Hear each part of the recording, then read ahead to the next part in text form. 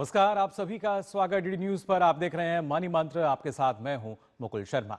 Money मंत्र में लगातार आपको हम जानकारी देते हैं किस तरीके से आपका जो निवेश है वो बेहतर स्थिति में आ सकता है। वो बचत जो लगातार आप करते हैं अपनी मेहनत की कमाई की, कैसे उसके जरिए एक अच्छा रिटर्न आपको मिल सकता है। और जब हम रिटर्न की बात करते हैं, निवेश को बढ़ाने के लिए अलग अलग जो माध्यम है, विकल्प हैं, वो हमारे सामने होते हैं। लेकिन ऐसे में अगर बात की जाए खासतौर से सोने और चांदी की, तो ये दोनों ऐसे हैं जिन्होंने अच्छा रिटर्न भी दिया है।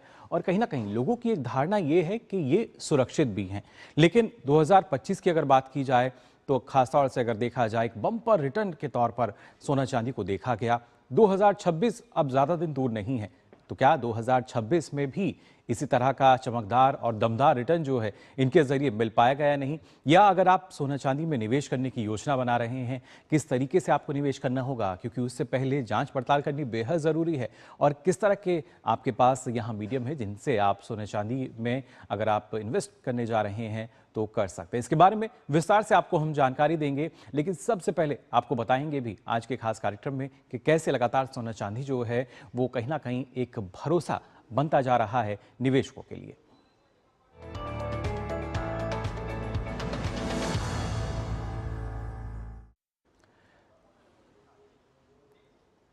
जी हाँ, सोना चांदी जो है मुनाफे का सौदा तो है ही, लेकिन कैसे इस पे लगातार जो भरोसा है वो बढ़ा है। सबसे पहले इस पे हम जल्दी से नजर डाल लेते हैं। अगर बात की जाए सोने की, अगर हम बात करें, क्योंकि सोने पे तो कहा जाता है सुहागा हो जाता है, यानी और अगर वो बढ़ता हुआ नजर आता है। लेकिन पिछले 10 वर्षों की अगर बात की जाए, क्या स्थिति रही है सोने की, वो आपको बता देता हूं। देखिए, 2015 की अगर हम बात करें तो 26,343 रुपए प्रति 10 ग्राम इसका भाव था। और उसके बाद 2025 दिसंबर की अगर बात की जाए तो कल हमने देखा था एमसीएक्स के अनुसार 1,35,000 प्रति 10 ग्राम का जो भाव है उससे ऊपर ये पहुंच गया है। अभी तक उच्चतम स्तर जो है वो ये दर्ज किया गया है। और 10 वर्षों में 412% से अधिक का जो रिटर्न है अभी तक सोने ने दिया है। अंदाजा आप लगा सकते हैं, 10 साल में 412% से ज्यादा।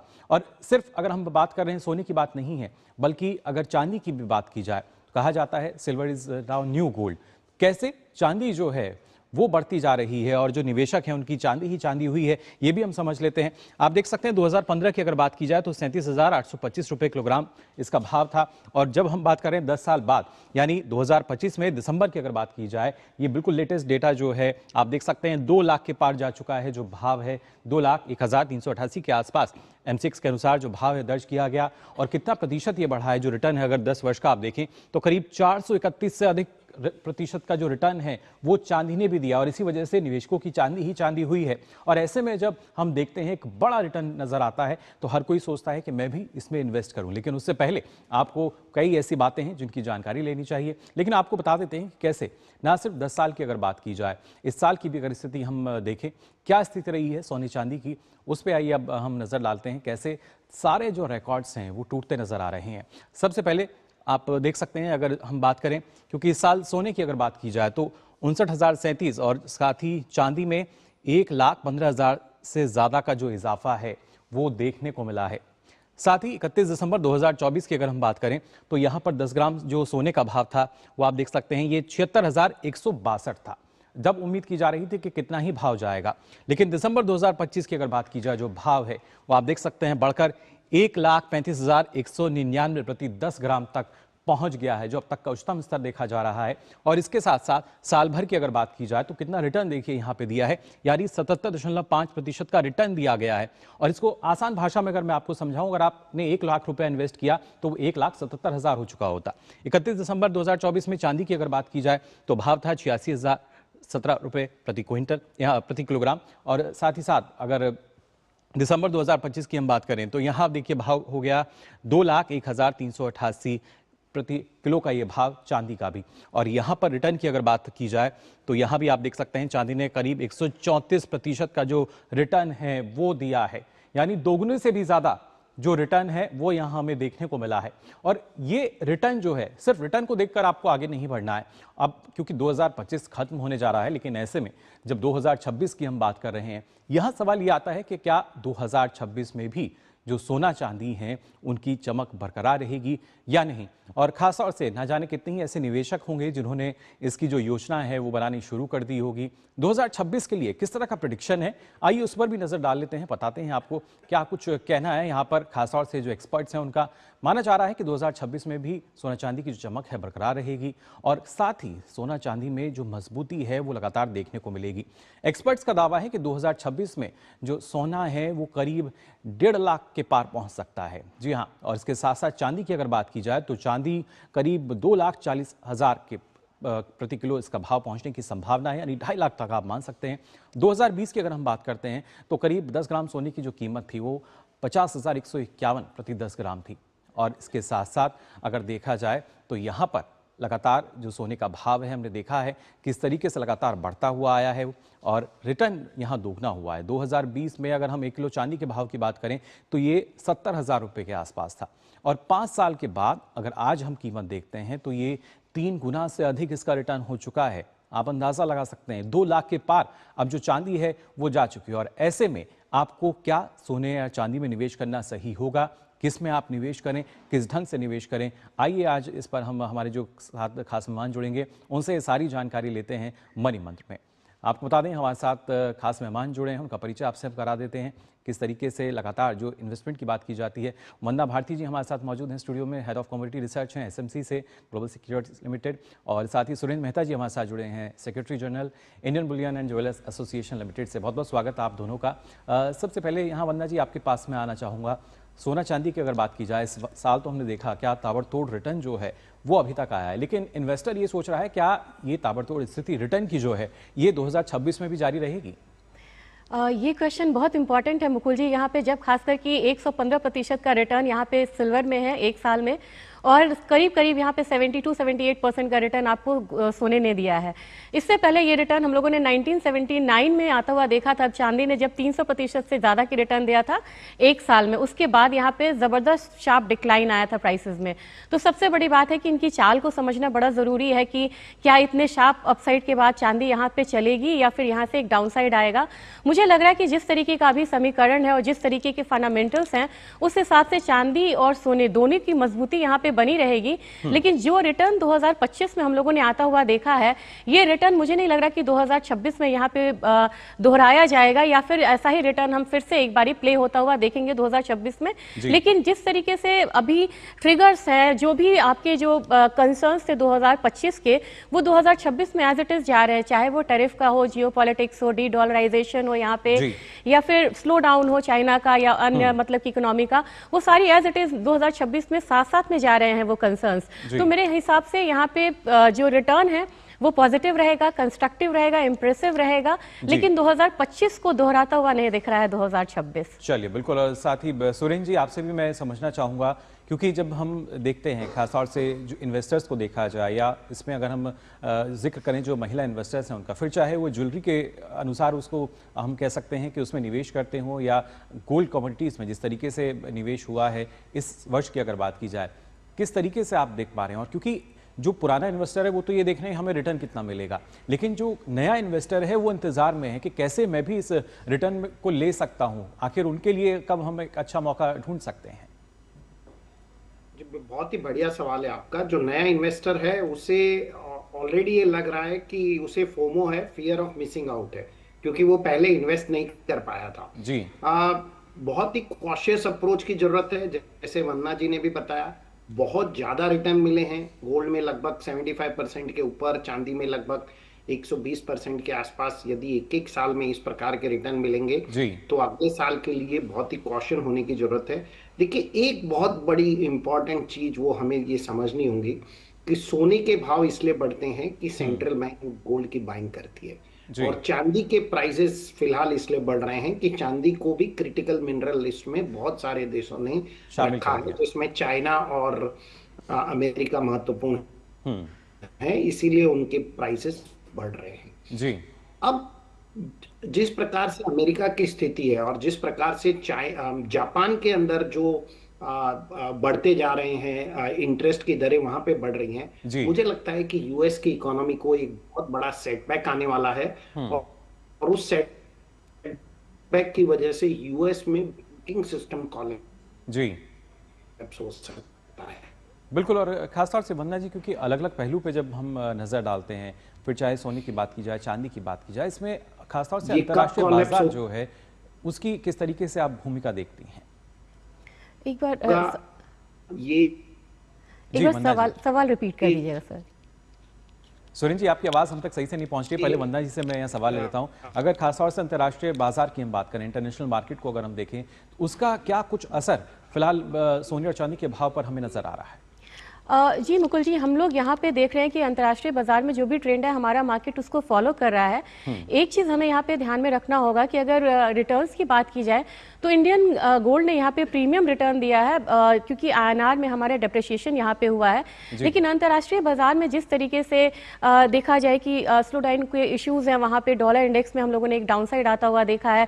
जैसा सुरेंद्र जी बहुत अच्छे से बता रहे थे कि जापान की इकोनॉमी में जो प्रॉब्लम है उसका इम्पैक्ट ओवरऑल यहाँ पे पड़ने वाला, खासकर US इकोनॉमी में भी पड़ने वाला है। और वहाँ की जो इक्विटी मार्केट है, तमाम कंसर्न्स के बावजूद यहाँ पे वहाँ की जो इक्विटी मार्केट है उसने रिकॉर्ड यहाँ पे हाईज लगाते हुए देखे हैं। ये चीजें जो हैं वो नॉर्मलाइज नहीं लग रही है, नॉर्मल नहीं लग रही हैं, और लग रहा है कि 2026 में एक बार एक कंसर्न निकल के आएगा। खासकर देखा जाए मुकुल जी की जिस तरीके से US का स्लोडाउन शटडाउन हुआ और ये रिकॉर्ड लॉन्ग था ये शटडाउन, इसके बाद डेटा भी यहाँ पे बहुत ज्यादा ट्रांसपेरेंट ढंग से यहाँ पे आने नहीं शुरू हुए।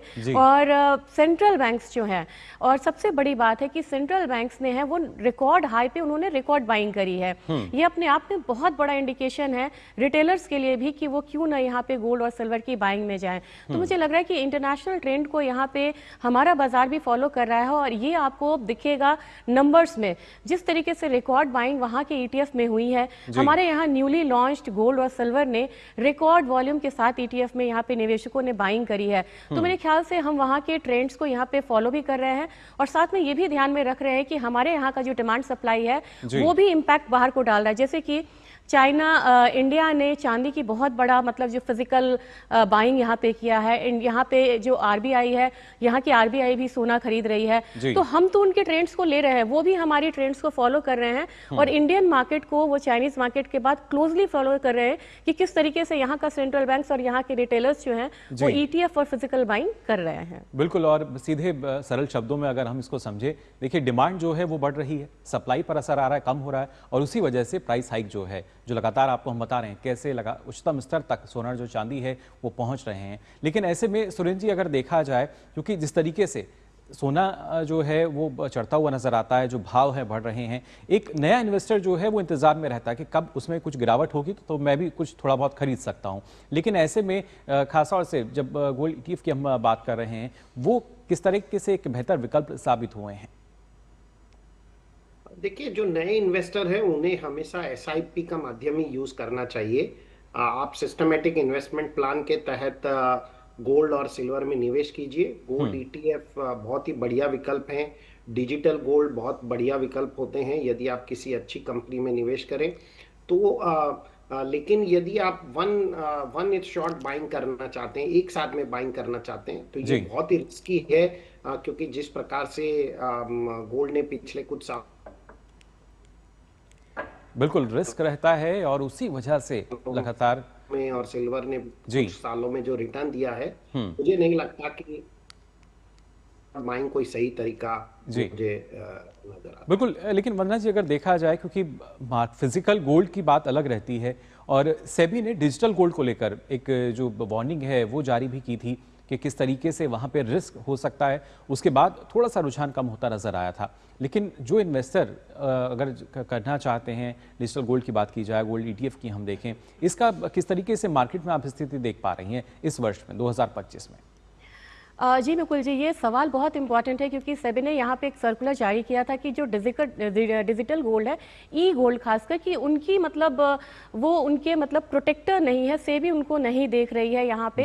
तो उसमें एक कंसर्न निकल के आया था, और वहाँ पे कंसर्न हो भी जाता है क्योंकि ऑडिटिंग होती है। जैसे कि ETF में हम बाइंग कर रहे हैं तो वहाँ पे प्रॉपर ETF में ऑडिटिंग होती है कि ठीक है यहाँ पे इतना फिजिकल गोल्ड बैकअप में है या नहीं है, वो चीज़ें मिसिंग होती है। तो मेरे ख्याल से जिसमें सेबी हमारा रेगुलेटर है, हमें पहले तो ऐसे प्रोडक्ट में जाना चाहिए, हार्ड अर्न मनी है हमारा और किसी भी तरीके की फॉर्जरी से हमें बचना चाहिए। तो सबसे पहले तो मैं ETF के बारे में ही यहाँ पे बोलना चाहूंगी। SGB अभी अवेलेबल नहीं है, न्यू ट्रांच, नहीं तो SGB सबसे बढ़िया विकल्प मुझे लगता था। और इसके बाद डेरिवेटिव मार्केट भी है और साथ में आप यहाँ पे फिजिकल में भी यहाँ पे बाइंग कर सकते हैं।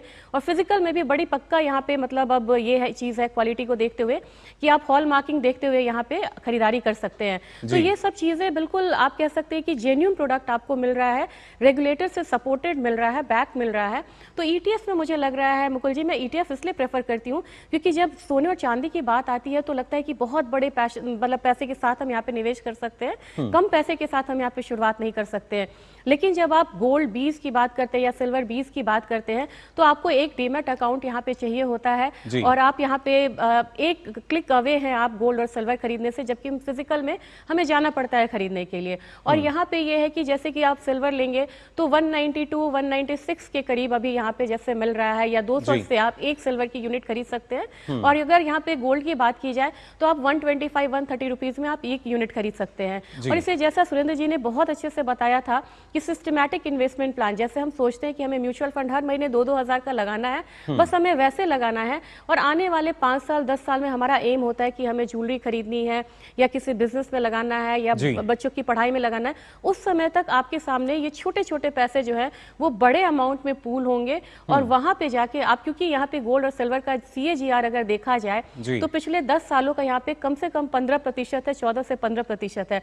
तो आप समझ सकते हैं कि 10 साल के हिसाब से अगर 15% का भी रिटर्न है तो आपको कितना सारा पैसा पूल हो जाएगा। तो मेरे ख्याल से ETF एक सही विकल्प है और छोटा छोटा पैसा जो है SIP के जरिए वहां पे लगाना चाहिए। और एक राय ये रहेगी जिनका छोटे टर्म का ध्यान नहीं है वो बार बार पोर्टफोलियो को यहाँ पे चेक ना करें और उसको रहने दें, क्योंकि इतनी ऊंचाई के बाद हल्का हल्का करेक्शन बीच में आएगा लेकिन अल्टीमेटली लॉन्ग टर्म में पैसा बढ़ेगा। बिल्कुल। और यहाँ वंदना जी, क्योंकि जो हमारे खासतौर से दर्शक हैं, जो नए इन्वेस्टर हैं, खासतौर से महिलाओं की बात की जाए उनके बारे में भी आपसे मैं जानकारी लूँगा, लेकिन सुरेंद्र जी जिस तरीके से अगर हम खासतौर से ज्वेलरी मार्केट को देखते हैं, क्योंकि जो इन्वेस्टर्स हैं खासतौर से महिलाओं की अगर पहले बात करें तो उनका मानना ये है कि ज्वेलरी में अगर इन्वेस्ट कर रहे हैं वो ज़्यादा सही है, जबकि गोल्ड ETF की बात की जाए, गोल्ड कॉइन की अगर बात की जाए, वहाँ भी एक इन्वेस्टमेंट का रुझान नज़र आता है। लेकिन लोगों को यही लगता है कि अब जिस तरीके से भाव बढ़ रहा है तो क्या ये कहीं स्टेबिलिटी इसमें कुछ आएगी या और ज़्यादा बढ़ता रहेगा, आखिर कहाँ वो ज़्यादा निवेश कर पाएँ?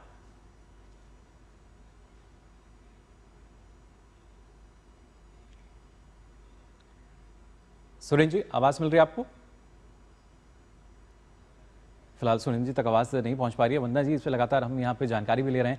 वंदना जी आपसे भी यही सवाल मैं करना चाहूँगा, क्योंकि जो महिला निवेशक हैं और बतौर महिला आप शायद और अच्छे से बता पाएंगी कि ज्वेलरी को लेकर एक कहीं ना कहीं अलग सोच भी हम रखते हैं जो महिलाएं हैं इन्वेस्टमेंट के पर्पज़ से, और अभी नहीं ना जाने कितने ही अगर देखा जाए दशकों से सोच चली आ रही है कि जो सोना है वो एक, हम कह सकते हैं वो हमारी सुरक्षा है, एक तरीके से वित्तीय सुरक्षा का आधार माना जाता है इसको।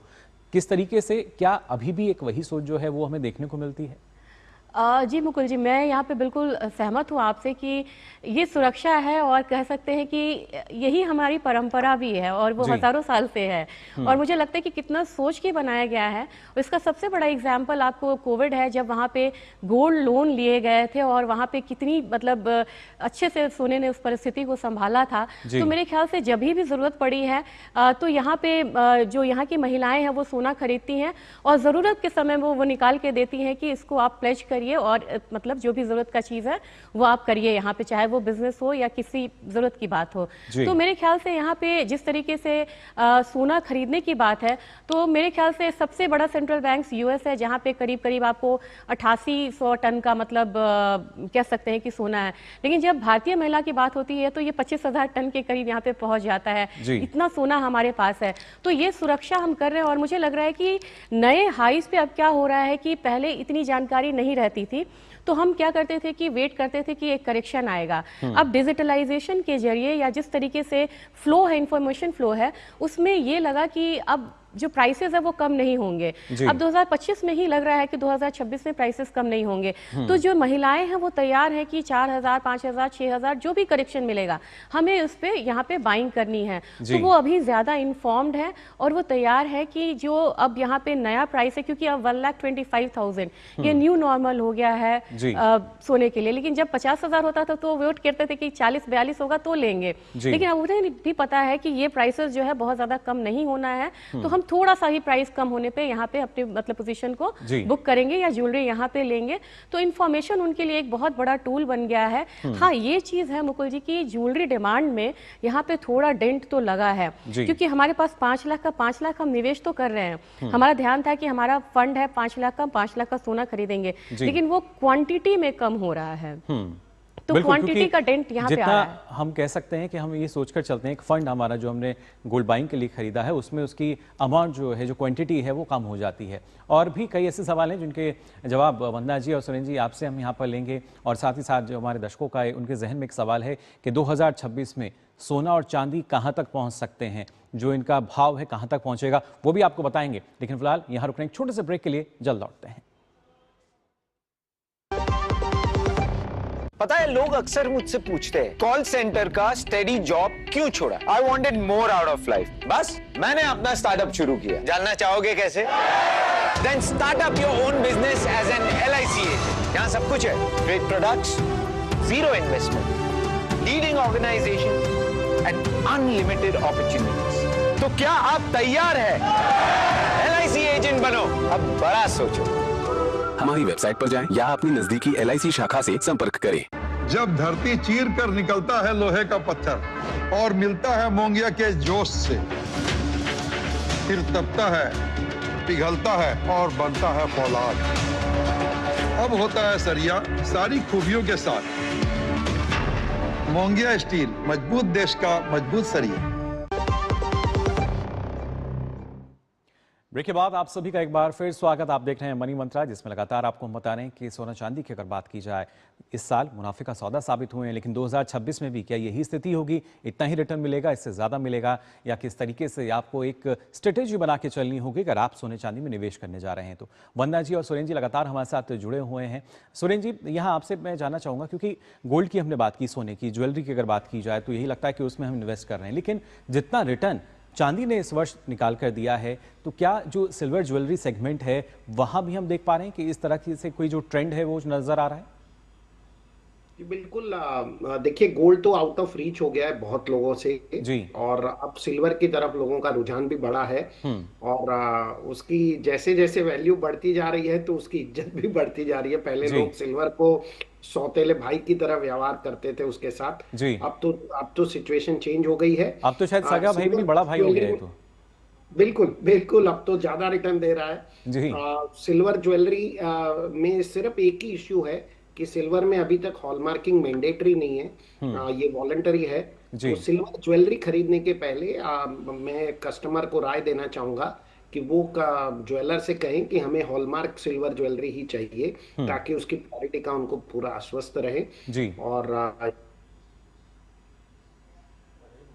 यानी कई ऐसे मानक हैं, पैरामीटर्स जिनका हमें ध्यान रखना चाहिए। अदरवाइज आप सिल्वर के अंदर सिल्वर ETF में निवेश कर सकते हैं, सिल्वर के और बार बाय।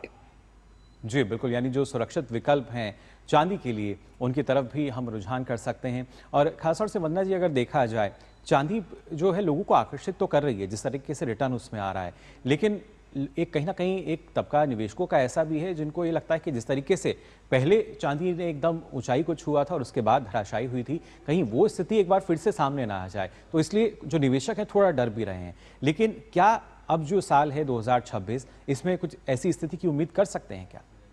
मुकुल जी, 2 बार ही ऐसा हुआ था। जब 1979 में चांदी बढ़ी थी तो वहाँ पे 90% यहाँ पे करेक्शन आया था जी। 2011 के बाद देखा जाए तो 70% का करेक्शन आया था। लेकिन इस बार जो परिस्थिति है वो अलग है। एक तो चीज़ है कि इस बार जो इसके जो डिमांड है, जो फिजिकल डिमांड है, वो ऐसी जगह पे है जहाँ पे इसका एक तो रिप्लेसमेंट नहीं है, सबसे बड़ी बात है। दूसरी बात यहाँ पे कि रिप्लेसमेंट नहीं है और यहाँ पे आपको वो जो सेक्टर्स है वो बड़े डिमांडिंग है। जैसे AI में इसका डिमांड है, हार्डवेयर में इसके डिमांड जो है वो 5G में है, है, इसका डिमांड आपको सोलार में, फोटोवोल्टाइक में है। तो इन सब चीज़ों में मुझे नहीं लग रहा है कि आने वाले समय में डिमांड इसका कम होगा और फिजिकल स्कार्सिटी काफ़ी ज़्यादा बढ़ेगी, क्योंकि जैसा आप भी यहाँ पे बोल रहे थे कि चांदी को नज़रअंदाज किया गया था, इसके अपने माइंस नहीं होते, 30% इसके अपने माइंस है, बाकी ये बाय प्रोडक्ट है। कोई भी नए माइंस को आने में यहाँ पे कम से कम 7 ईयर्स का टाइम लगता है और पिछले काफ़ी सालों में न्यू एक्सप्लोरेशन नहीं हुई है। तो इसके जो सप्लाई साइड है, यानी कि आप समझिए अभी भी यहाँ पे 80% माइन सप्लाई है, 20% यहाँ पे रिसाइकलिंग से काम चल रहा है। तो ये लगातार 5वें साल डेफिसिट में है, यानी कि डिमांड ज्यादा है और सप्लाई यहाँ पे डेफिसिट है। तो 5वां साल डेफिसिट का है, तो मुझे लग रहा है कि अगर गिरावट आती भी है तो जो चीज यहाँ पे आपको 115% बढ़ी है, वहाँ 10, 15, 20% का आप एक करेक्शन मान सकते हैं, जिसको हम प्रॉफिट बुकिंग कहेंगे। चलिए, बिल्कुल। आप दोनों से आखिरी सवाल मेरा अब यही होगा, अगर बात की जाए सोने और चांदी की, तो कहां तक जो भाव है वो जा सकता है? वंदना जी, पहला आपसे ही जानना चाहूंगा, सोने और चांदी की कीमत जो है इस वर्ष कहां तक हमें जाती हुई नजर आएगी, जो उच्चतम स्तर हमें नजर आएगा? चांदी में मुझे लग रहा है कि 285 से लेके 3 लाख तक भी प्राइसेस ऊपर की तरफ जा सकता है और गोल्ड में मुझे लग रहा है कि 150 से लेके 165 तक का एक रेंज रह सकता है। चलिए, बिल्कुल। तो देखिए, यहाँ भी जो चांदी है वो आगे निकलती हुई नजर आ रही है सोने के मुकाबले अगर बात की जाए। सुरेंद्र जी, आपकी राय भी जानना चाहेंगे हमारे दर्शकों के लिए, क्या आपको लगता है कहाँ तक जो प्राइस है वो जाएगा? मुझे गोल्ड 2026 में 1,55,000 से 1,57,000 के बीच में लगता है और चांदी मुझे 2,60,000 के आसपास नजर आती है। चलिए, बिल्कुल। तो देखिए, सोना और चांदी का भाव जो है अभी के भाव से अगर आप देखते हैं तो जाहिर तौर पर बढ़ता हुआ नजर आएगा और जो इन्वेस्टर है वो यही चाहता है कि अगर आज वो कहीं इन्वेस्ट कर रहा है तो अगले 1 साल में कितनी वैल्यू उसको मिल सकती है और उसका जो मुनाफा है वो हो सकता है। तो एक बार फिर से सोना चांदी जो है वो आपके लिए मुनाफे का सौदा साबित हो सकते हैं, लेकिन जांच परख कर ही आप निवेश करें। फिलहाल वंदना जी और सुरेंद्र जी, आप दोनों का बहुत बहुत आभार हमारे साथ जुड़ने के लिए। तो जाना आपने मनी मंत्रा में किस तरीके से अगर बात की जाए सोने चांदी की, यानी गोल्ड और सिल्वर आज के समय में अगर देखा जाए इन्वेस्टमेंट के लिए काफ़ी हम कह सकते हैं प्रायोरिटी पर आ रहे हैं और ख़ासतौर से जो निवेशक हैं उनमें अधिकतर की संख्या ऐसी है जिनका जो पोर्टफोलियो मेंटेन करने के लिए, क्योंकि मार्केट के रिस्क की अगर बात की जाए उसको भी सोना और चांदी जो हैं, गोल्ड सिल्वर जो हैं, वो काफ़ी हद तक कम करते हैं और आपके पोर्टफोलियो को बैलेंस करते हैं। उस लिहाज से भी लोग लगातार इनमें इन्वेस्ट कर रहे हैं, लेकिन हम मनी मंत्रा में लगातार आपको यही जानकारी देते हैं, आप कहीं भी इन्वेस्ट करें सोच समझ कर करें, जांच परख कर करें। और चलते चलते आपको बता दें, अगर आपका कोई पर्सनल फाइनेंस से संबंधित कोई सवाल है तो आप हमें ईमेल भी कर सकते हैं। मेल आईडी है moneymantra@ddnews@gmail.com। एक बार फिर से दोहरा देता हूं, moneymantra@ddnews@gmail.com। इस पर आप अपना सवाल हमें भेज सकते हैं, जिसको हम अपने इस कार्यक्रम में शामिल करेंगे। फिलहाल के लिए आज मनी मंत्र में बस इतना ही। पूरी टीम को दीजिए अनुमति। नमस्कार।